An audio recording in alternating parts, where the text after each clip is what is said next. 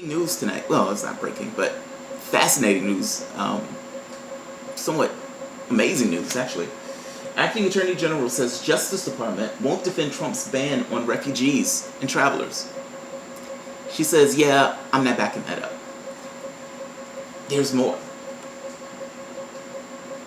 In a stunning announcement Monday afternoon, Acting Attorney General Sally Yates said the Justice Department won't defend President Donald Trump's executive order blocking all refugees and certain foreign nationals. I am responsible for ensuring that the positions we take in court remain consistent with the institution's solemn obligation to always seek justice and stand for what is right. Yates, an appointee from President Obama, wrote to Justice Department lawyers, the New York Times first reported.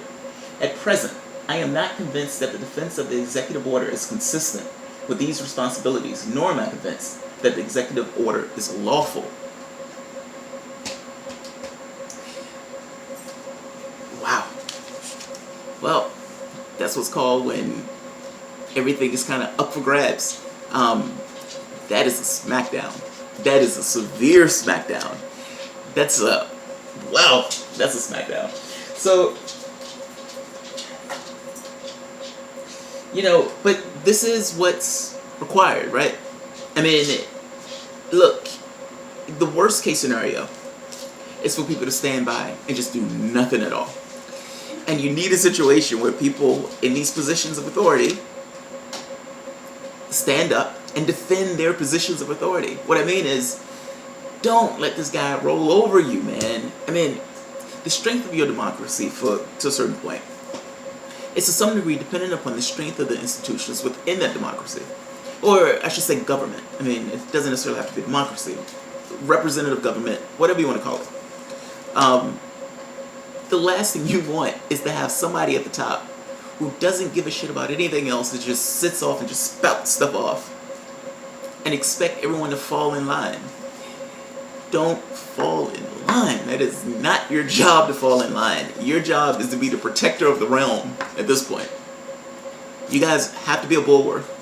And you know what? We may get that bulwark from some of the strangest places. So John McCain has been getting pretty vocal.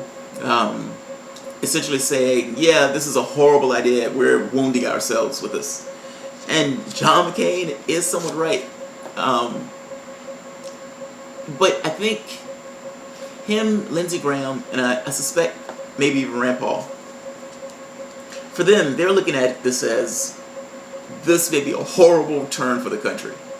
Like, I don't think these guys are so craven where they don't recognize the threat that Trump poses. Now, for an interesting point, the question came up of, well, are they going to rip away the filibuster from the Democrats? Because keep in mind, they had the authority to do it. They could have went in their first day and said, there is no more filibuster. Keep in mind, the reason why Democrats can't filibuster their appointments, or Trump's cabinet appointments, is because Harry Reid got rid of it because Republicans kept filibustering Obama's. John McCain said he was against it. And I believe it was somebody else too. Which means that they don't have the votes to force that to take away the filibuster. And I suspect they're doing that because John McCain, in his heart of hearts, knows that this maniac is a threat. And he's already tried to, 8 days in, and he's always trying to do unconstitutional shit. So, I'm going to take that as good news. I don't know how long it's going to last. I don't necessarily even know what's going to happen with regards to the courts. I would imagine a showdown is coming. Presidential power versus judicial power. I have no fucking clue who wins that. And yeah, I have no clue who wins that. This is one of those things where, how strong is your republic? We're about to find out. All right.